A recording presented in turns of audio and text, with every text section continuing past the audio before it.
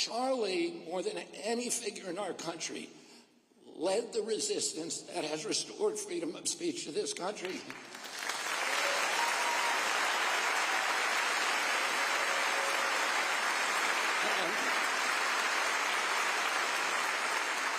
And he built this movement, which is going to make sure that that never, ever happens again.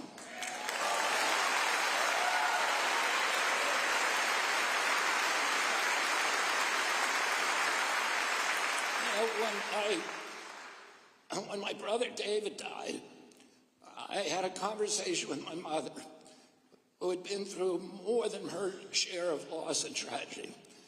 And I asked her, I said, does the hole that they leave in you when they die, does it ever get any smaller? And she said, no, it never gets any smaller.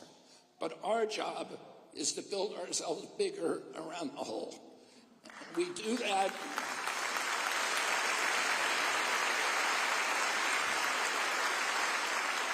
We do that by taking the best virtues and character traits of the person that we lost and using discipline and restraint and practice, integrating those character traits into our own character. And in doing that, we make ourselves larger and the whole gets proportionally smaller. And we also give that person a kind of immortality, because they are now living on, the best parts of them are now living on in us. In one of my conversations, and Charlie was a target-rich environment for virtues.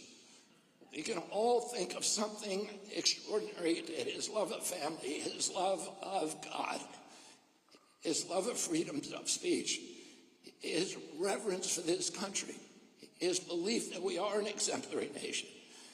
We are unique in history. We're the only nation with this kind of constitution. In Europe, they don't have free speech anymore. We have it here, and we are the beacon for humanity for the rest of the world. And